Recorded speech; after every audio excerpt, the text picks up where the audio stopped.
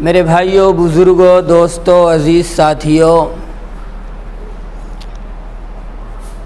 ذی الحجہ کے مہینے سے جب قربانی کا دور شروع ہوا، حضرت ابراہیم علیہ السلام نے اپنے لخت جگر کی قربانی پیش کی۔ اتفاق ایسا کہ اب لگاتار قربانیوں کا دور ہی چل رہا ہے۔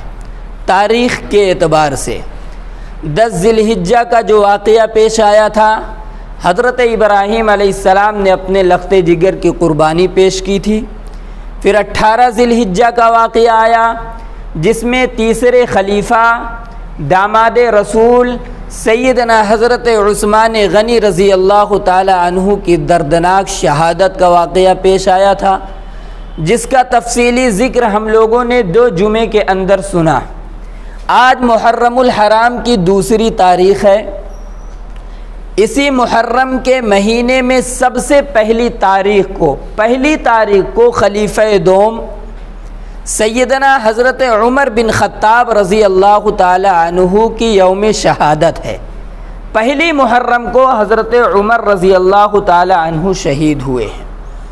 میرے بھائیوں، آج میں سیدنا عمر فاروق رضی اللہ تعالی عنہ کے فضائل جو قرآن کریم سے ثابت ہیں، احادیث مبارکہ سے ثابت ہیں، رسول اکرم صلی اللہ علیہ وسلم نے اپنے زبان مبارک سے حضرت عمر کے شان میں جو الفاظ بیان فرمائے ہیں، ان تمام چیزوں کا آپ حضرات کے سامنے ذکر کیا جائے گا۔ میں نے آپ حضرات کے سامنے رسول اکرم صلی اللہ علیہ وسلم کی ایک مبارک حدیث پڑھی ہے، جس میں میرے آقا صلی اللہ علیہ وسلم نے جب لوگوں کے سامنے اپنے نبوت کا اعلان فرمایا کہ اللہ تعالیٰ نے مجھے نبی بنایا ہے، لوگوں مجھ پر ایمان لے آؤ، ایک اللہ کی گواہی دو اور میرے نبی ہونے کو تسلیم کرو۔ اس بات کا اعلان جب رسول اکرم صلی اللہ علیہ وسلم نے کیا لوگوں کے درمیان، پورے عرب کے اندر، مکے کے اندر ایک ہنگامہ برپا ہو گیا حضور کے خلاف۔ تمام لوگ رسول اکرم صلی اللہ علیہ وسلم کے دشمن ہو گئے، کوئی حضور کے ساتھ کھڑا ہونے کے لیے تیار نہیں تھا۔ میرے بھائیوں، ایسے وقت میں رسول اکرم صلی اللہ علیہ وسلم تکلیف میں، مصیبت میں پڑ کر کعبے کی دیوار کے سے لپٹ کر اور خانہ کعبہ کی غلاف کو پکڑ کر کے دعا کرتے ہیں، رو رو کر کے دعا کر رہے ہیں، اللہم اعز الاسلام بابی جہل بن ہشام او بعمر بن الخطاب، اے اللہ اسلام کو عزت عطا فرما ابو جہل کے ذریعے یا عمر بن خطاب کے ذریعے۔ یہ دعا رسول اکرم صلی اللہ علیہ وسلم نے کعبہ کے غلاف کو پکڑ کر کے رو رو کر کے دعا کی۔ اللہ تبارک و تعالی نے اس دعا کو سیدنا عمر فاروق رضی اللہ تعالی عنہ کے حق میں قبول فرما لیا۔ میرے بھائیوں، حضرت عمر نے دیکھا کہ لوگ انتشار کے شکار ہو چکے ہیں۔ حضرت عمر نے دیکھا کہ ایک محمد کی وجہ سے پورے مکے کا ماحول خراب ہو چکا ہے، بھائی بھائی سے الگ ہو گئے ہیں۔ ایک بھائی اسلام قبول کر لیا، دوسرے بھائی سے الگ، دوسرا بھائی اس سے بات چیت بند کر دیا، بیٹا اسلام قبول کر لیا، باپ اس سے بات چیت بند کر دیا، الگ کر دیا، پورا ایک ہنگامہ کھڑا ہو گیا پورے مکے کے اندر۔ حضرت عمر رضی اللہ تعالی عنہ نے جب یہ دیکھا، اس وقت ایمان نہیں لائے تھے۔ میرے بھائیوں، حضرت عمر نے دیکھا تو انہوں نے سوچا کہ آج اس تمام کے تمام کھیل کو جو اتنے دنوں سے فساد چلا آ رہا ہے، ان تمام فسادات کو آج ختم کر دیتے ہیں۔ تلوار اپنے ہاتھ میں لی اور نکل پڑے رسول اکرم صلی اللہ علیہ وسلم کے مکان کی طرف۔ آج محمد کا کام تمام کر دیتے ہیں، یہ پورا قصہ ختم ہو جائے گا، پورا اسلام ختم ہو جائے گا، پورا دین ہی مٹ جائے گا۔ تلوار لے کر کے سیدنا حضرت عمر فاروق رضی اللہ تعالیٰ عنہ نکل پڑتے ہیں۔ راستے میں نعیم ابن عبداللہ سے ملاقات ہوتی ہے۔ انہوں نے دیکھا کہ عمر کے آنکھوں کے اندر خون اترا ہوا ہے، عمر جلال میں جا رہے ہیں، چہرے کا رنگ بدلا ہوا ہے۔ فوراً سمجھ گئے کہ لگ رہا ہے کہ مزاج ٹھیک نہیں ہے۔ پوچھ رہے ہیں کہ عمر کہاں جا رہے ہو؟ کس لیے جا رہے ہو؟ انہوں نے کہا اتنے دنوں سے جو آپس کے جھگڑے چلے آ رہے تھے، آج اس جھگڑے کو ختم کرنے کے لیے جا رہا ہوں، محمد کا کام تمام کرنے کے لیے جا رہا ہوں۔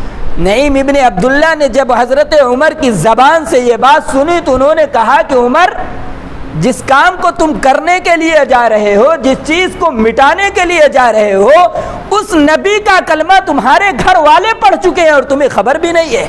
حضرت عمر کا پارا اور زیادہ ہائی ہو گیا اور غصے میں آ گئے اور فرمایا کہ میرے گھر کے لوگ محمد کے دین میں داخل ہو گئے، میرے گھر کے لوگ محمد کا کلمہ پڑھ لیے، یہ کیسے ہو سکتا ہے؟ تو نعیم ابن عبداللہ نے کہا جا کر کے اپنی بہن کی خبر لو، اپنے بہنوئی کا خبر لو، محمد کے ہاتھ پر کلمہ پڑھ کر کے مسلمان ہو چکے ہیں۔ سیدنا عمر فاروق غصے کی حالت میں اپنی بہن کے دروازے پر پہنچتے اور پہنچتے ہی اپنے پیر سے زوردار طریقے سے اپنے بہن کے گھر کے دروازے پر مارتے ہیں اور آواز دیتے ہیں کہ دروازہ کھولو۔ حضرت عمر رضی اللہ تعالی عنہ کی بہنوئی جن کا نام سعید تھا، گھبرا کر کے گھر کے دروازے کے پاس آئے اور دروازہ کھولنے سے پہلے جھانک کر کے دیکھا کہ کون ہے جس نے اتنی زور سے دھکا دیا۔ دیکھا کہ عمر ہے۔ عمر کا چہرہ بدلا ہوا ہے، چہرہ سرخ ہے، آنکھوں میں خون اترا ہوا ہے، غصے میں بھرے ہوئے ہیں۔ اپنی عورت سے، حضرت عمر کی بہن جن کا نام فاطمہ تھا، اپنی عورت سے کہتے ہیں کہ عمر دروازے پر آئے ہیں اور مزاج ٹھیک نہیں دکھ رہا ہے، تلوار گلے میں لٹکی ہوئی ہے۔ تو ان کی بہن نے کہا دروازہ کھول دیجئے، عمر کی تلوار مجھے خدا کے راستے سے الگ نہیں کر سکتی ہے، عمر کی تلوار ہمیں رسول اللہ صلی اللہ علیہ وسلم کی دامن سے الگ نہیں کر سکتی ہے۔ عمر چاہے تو میرا جان لے لیں گے لیکن میں نبی پاک صلی اللہ علیہ وسلم کا دامن اپنے ہاتھ سے نہیں چھوڑ سکتی۔ یہ حضرت عمر کی بہن نے یہ کلمات جب کہے تو حضرت عمر رضی اللہ تعالی عنہ کی بہنوں نے دروازہ کھول دیا۔ حضرت عمر داخل ہوئے اور پوچھتے ہیں گرجدار آواز میں، کیا پڑھ رہے تھے تم لوگ؟ کس چیز کی تلاوت کر رہے تھے؟ ان کی بہن نے جواب دیا قرآن پاک کی تلاوت کر رہے تھے۔ سچ سچ بتا دیا، قرآن پاک کی تلاوت کر رہے تھے۔ میرے بھائیوں، حضرت سعید نے فرمایا کہ عمر میں بھی قرآن کی تلاوت کر رہا تھا۔ حضرت عمر رضی اللہ تعالی عنہ ٹوٹ پڑے زخمی شیر کی طرح، اس طرح مارا اپنے بہنوئی کے کہ پورے بدن سے خون جاری ہو گیا۔ حضرت عمر کو ان کی بہن ہٹانے لگی کہ چھوڑ دیجئے، نہیں تو میرا تمہارا رشتہ ختم ہو جائے گا۔ حضرت عمر رضی اللہ تعالی عنہ نے فرمایا کہ بہن تو کیا کہہ رہی ہے؟ محمد کی وجہ سے تو رشتہ چھوڑ دے گی، رشتہ ختم کر دے گی؟ حضرت فاطمہ رضی اللہ تعالی عنہا نے حضرت عمر کی بہن نے جواب دیا کہ عمر، نبی کے اس پاک دین میں داخل ہونے سے مجھے کچھ نہیں روک سکتا، ایسے ہزار رشتے اگر قربان کرنے پڑے تو میں قربان کر دوں گی، لیکن محمد الرسول اللہ کے دین سے 1 انچ بھی پیچھے نہیں ہٹ سکتی۔ حضرت عمر نے سوچا کہ میری بہن اس قدر جری، اتنی ہمت اسے کہاں سے مل گئی؟ اتنا مارنے کے باوجود اتنی طاقت سے یہ کہاں سے بول رہی ہے؟ حضرت عمر کا دل نرم ہو گیا، مارے پیٹے، جب غصہ کام نہیں آیا تو اپنی بہن سے فرمایا کہ میری بہن، جو کلام پاک تو پڑھ رہی تھی، جو تلاوت تو کر رہی تھی، وہ کلام مجھے دکھا، وہ کلام تو دکھا، دیکھوں کیسا کلام ہے۔ تو ان کی بہن نے جواب دیا کہ انک نجسن، میرے بھائی آپ ناپاک ہیں، آپ اس کلام کو نہیں چھو سکتے۔ انہ لا یمسہ الا المطہرون، ان کی بہن نے جواب دیا کہ عمر، اس کلام کو وہی چھو سکتا ہے جو پاک صاف ہو، جو غسل کیا ہو، جو وضو کیا ہو، پاک ہی لوگ اس پاک کلام کو چھو سکتے ہیں، ناپاک لوگ اس کلام کو نہیں چھو سکتے ہیں۔ حضرت عمر رضی اللہ تعالی عنہ کے حق میں وہ حضور کی دعا قبول ہو چکی تھی جو حضور نے رو کر کے دعا مانگی تھی، کعبہ کے گلاف کو پکڑ کر، اے اللہ ابو جہل کو ہدایت دے دے یا عمر کو ہدایت دے دے۔ عمر کے حق میں رسول اللہ کی دعا قبول ہو چکی تھی، عمر کے دل کی دنیا بدلنے والی تھی۔ حضرت عمر کی بہن نے کہا کہ فقم، کھڑے ہو جائیے، جائیے غسل کریے، وضو کریے، اس کے بعد آئیے قرآن پاک کو کھولیے، میں دکھاتی ہوں کہ خدا کا کلام کیا ہے۔ حضرت عمر رضی اللہ تعالیٰ عنہ گئے، مار کر کے تھک چکے تھے، گئے غسل کیے، وضو کرنے کے بعد آئے، قرآن پاک کو کھولا گیا، حضرت سعید رضی اللہ تعالیٰ عنہ نے قرآن پاک کی تلاوت کرنا شروع کیا، سورہ طٰہٰ پڑھنا شروع کرتے ہیں، طٰہٰ ما انزلنا علیک القرآن لتشقى الا تذکرۃ لمن یخشی تنزیلا ممن خلق الارض والسماوات العلی۔ قرآن کریم کی تلاوت کرتے جا رہے ہیں، نگاہ پڑی تو دیکھ رہے ہیں کہ عمر کے آنکھوں سے آنسو جاری ہے، حضرت عمر رو رہے ہیں۔ جب اس آیت پر پہنچتے ہیں اننی انا اللہ لا الہ الا انا فاعبدنی واقم الصلاۃ لذکری، جس کا ترجمہ یہ ہے اننی انا اللہ، میں ہی اللہ ہوں، لا الہ الا، میرے سوا کوئی معبود نہیں، میرے سوا کوئی خدا نہیں، میرے سوا کوئی حاجت روا نہیں۔ حضرت عمر فاروق ان کلمات کو سن رہے ہیں، آگے پڑھا واقم الصلاۃ لذکری، میرے ذکر کے لیے نماز کو قائم کرو۔ اسی جگہ پر پہنچے تھے، حضرت عمر نے فرمایا کہ بھائی اب بند کرو، مجھے رسول اللہ صلی اللہ علیہ وسلم کی بارگاہ میں لے کر کے چلو، میں کلمہ پڑھ کر کے مسلمان ہونا چاہتا ہوں۔ میرے بھائیو کیا چیز تھی؟ یہی کلام صرف سنا تھا۔ حضرت عمر رضی اللہ تعالی عنہ نے فرمایا ما احسن ھذا الکلام، یہ تو ایسا کلام ہے، یہ تو ایسا قرآن ہے، یہ ایسی کتاب ہے، ایسی کتاب، اس سے اچھی کتاب دنیا کے اندر کوئی ہو ہی نہیں سکتی۔ صرف قرآن پڑھ کر کے سنا تھا۔ میرے بھائیو بزرگو دوستو، یہ ہے حضرت عمر رضی اللہ تعالیٰ عنہ، یہ ہے اسلام لانے کا واقعہ۔ حضرت سعید، حضرت خباب رضی اللہ تعالیٰ عنہ قرآن کریم سکھانے کے لیے آئے تھے حضرت عمر کی بہنوئی کو، حضرت عمر کی بہن کو، لیکن جب عمر نے دروازے پر دھکا دیا اور کہا کہ دروازہ کھولو، حضرت خباب رضی اللہ تعالیٰ عنہ چھپ گئے کہ اب عمر آئے ہیں ضرور سجا دیں گے۔ لیکن میرے بھائیو جب عمر نے یہ بات کہی کہ مجھے رسول اللہ صلی اللہ علیہ وسلم کے بارگاہ میں لے کر کے چلو، مجھے کلمہ پڑھنا ہے، حضرت خباب جو چھپے ہوئے تھے گھر کے اندر باہر نکل آئے اور کہا کہ عمر تمہیں مبارک ہو، عمر تمہیں بشارت ہو، خوشخبری ہو، رسول اللہ کی دعا تمہارے حق میں قبول ہو چکی ہے۔ میرے بھائیو اس کے بعد حضرت عمر رضی اللہ تعالیٰ عنہ حضرت خباب کے ساتھ، حضرت سعید رضی اللہ عنہما کے ساتھ حضور پاک علیہ الصلاۃ والسلام کے گھر کے اندر تشریف لے جاتے ہیں۔ گھر کے دروازے پر پہنچتے ہیں، دستک دیتے ہیں، حضرت حمزہ رضی اللہ تعالیٰ عنہ آتے ہیں دروازہ کھولنے کے لیے۔ دروازہ سے جھانک کر کے دیکھتے ہیں تو عمر فاروق تلوار ان کے گلے میں لٹک رہی ہے۔ رسول اللہ سے فرمایا کہ یا رسول اللہ عمر آئے ہیں، یا رسول اللہ عمر آئے ہیں، گلے میں تلوار بھی لٹکی ہوئی ہے۔ رسول اللہ نے فرمایا کہ حمزہ دروازہ کھولو، یا تو آج عمر دین میں داخل ہو گیا، یا تو آج عمر کا کام تمام کر دیا جائے گا۔ میرے بھائیو حضرت عمر رضی اللہ تعالی عنہ کے لیے جب دروازہ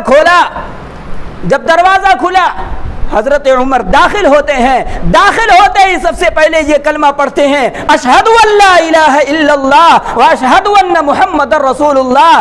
یہ سب سے پہلا کلمہ تھا اعلانیہ طور پر حضرت عمر رضی اللہ تعالی عنہ نے تمام صحابہ کے درمیان میں پڑھا۔ تمام صحابہ جوش میں آ گئے اور اس گھر کے اندر جہاں نبی بھی موجود، چند صحابہ موجود جنہوں نے نبی کے ہاتھ پر کلمہ پڑھا تھا، اعلان بلند کیا، نعرہ تکبیر اللہ اکبر کی سب سے پہلی صدا دار ارقم کے اندر گونجی حضرت عمر رضی اللہ تعالی عنہ کے ایمان لانے پر۔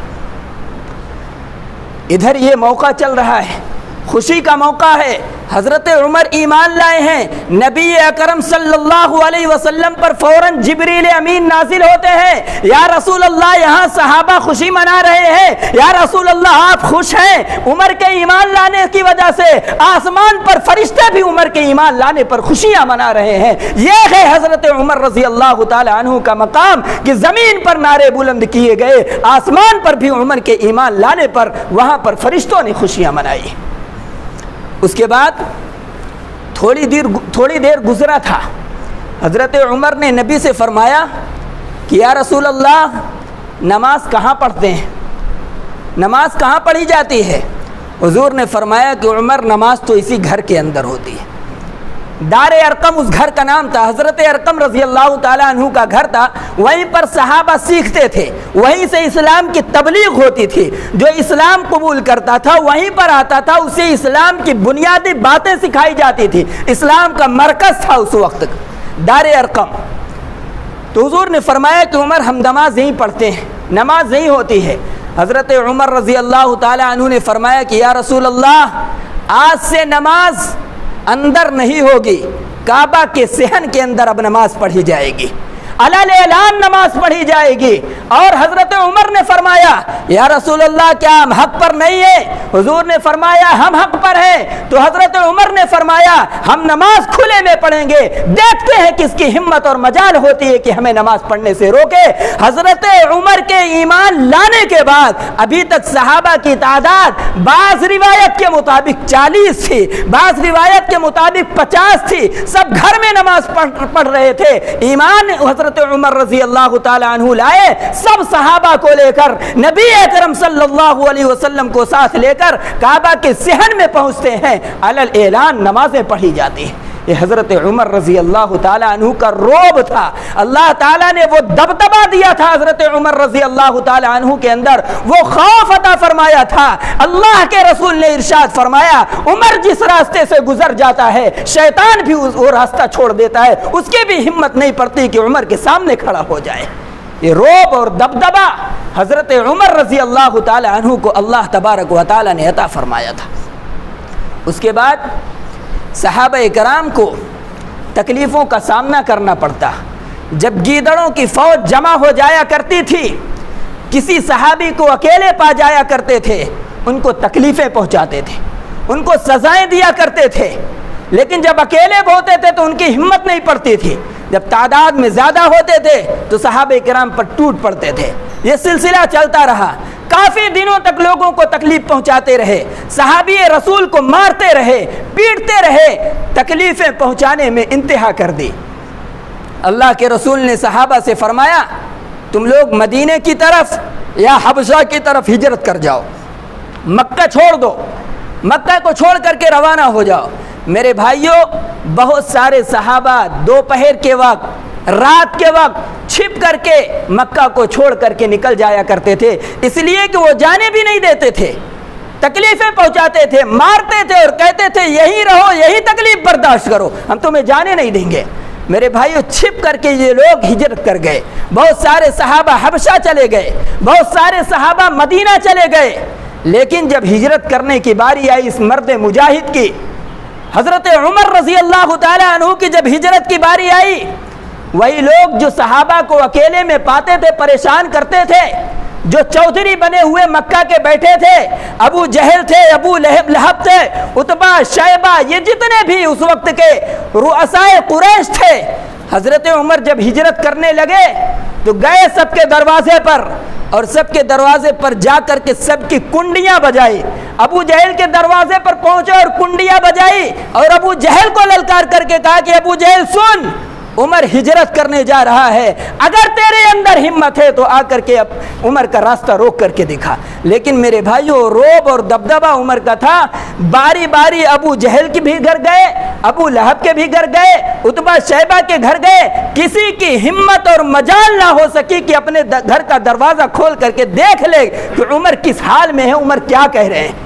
سارے گھر کے اندر بیٹھے رہے، اور حضرت عمر مکہ کی گلیوں میں اعلان کرتے رہے، علل اعلان کہا کہ عمر ہجرت کرنے کے لیے آ رہا ہے، اور اتنا کہا جو اپنی ماں کو ہمیشہ پریشان حال دیکھنا چاہتا ہے، جو اپنی بیوی کو بیوہ کرانا چاہتا ہے، جو اپنے بچوں کو یتیم کرانا چاہتا ہے اس کے اندر ہمت تو آئے اور عمر کا راستہ روک کر کے دکھائے، میں ہوں گا، میری تلوار ہوگی، یا تو میں ہجرت کروں گا یا تو یہیں جام شہادت نوش کر لوں گا۔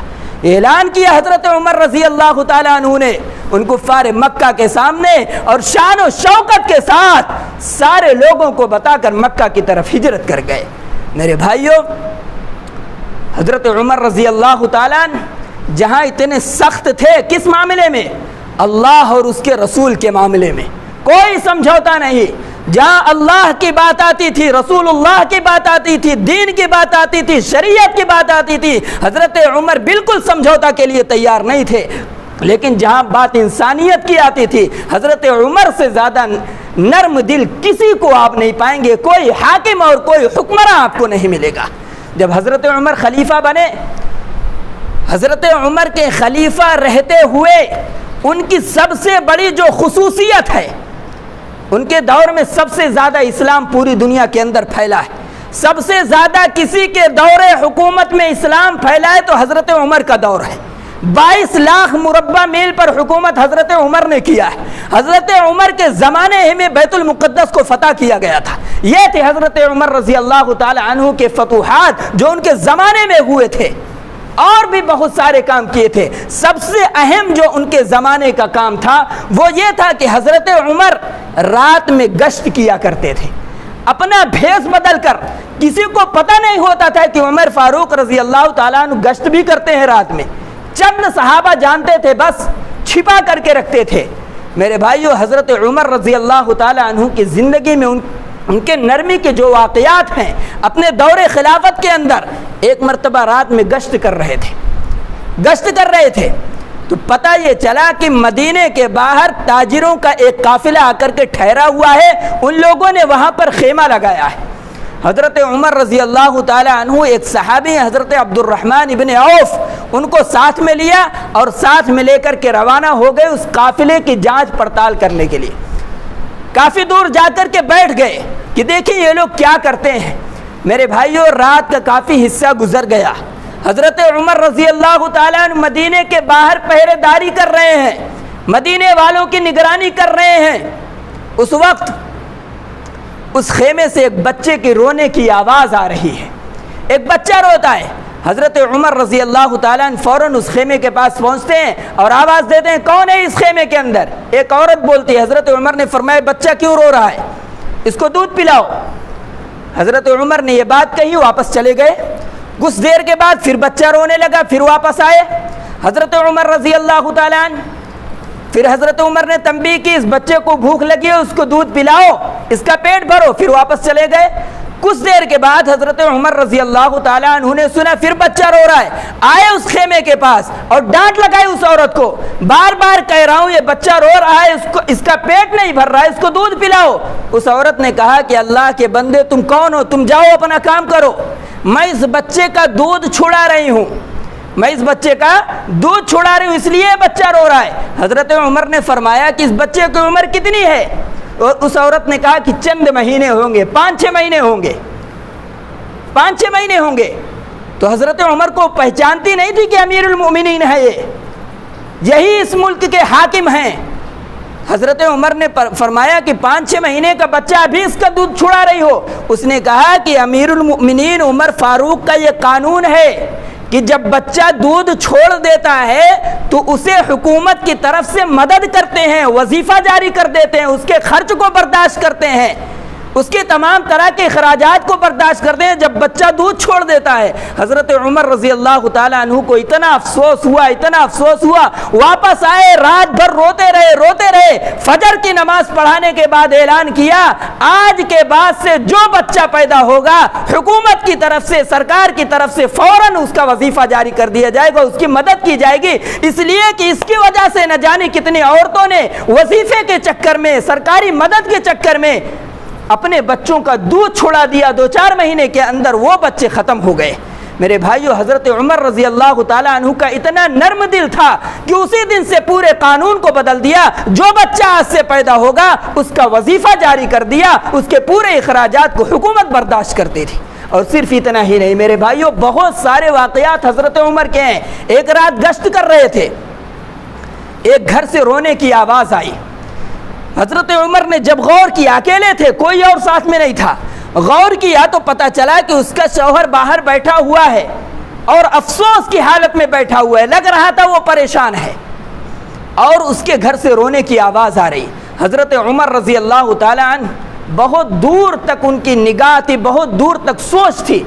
فوراً حضرت عمر سمجھ گئے کہ شاید یہ عورت حمل سے اور بچہ ہونے کے قریب ہے، اس لیے یہ عورت رو رہی ہے۔ فوراً اپنے گھر گئے، اپنی بیوی کو ساتھ میں لیا۔ حضرت عمر وقت کے پرائم منسٹر ان کی بیوی اپنی بیوی کو ساتھ میں لیا اور ساتھ میں کھانے پینے کے سامان لیے اپنے اوپر رکھے, اپنے کاندھے پر رکھ کر کے اس عورت کے گھر میں آئے اور اپنی عورت سے کہا کہ جاؤ اس عورت کی مدد کرو, اس کو مدد کی ضرورت ہے, اور خود باہر حضرت عمر رضی اللہ تعالیٰ عنہ اس عورت کے لیے, اس گھر والوں کے لیے کھانا بنانے میں مشغول ہو گئے. کسی کو پتا نہیں کہ عمر فاروق ہیں, کسی کو نہیں پتا کہ امیر المؤمنین ہیں. جب بچہ پیدا ہو گیا, حضرت عمر رضی اللہ تعالیٰ عنہ کی اہلیہ محترمہ اندر سے آواز دیتی ہیں, امیر المؤمنین مبارک ہو, بچہ پیدا ہوا ہے.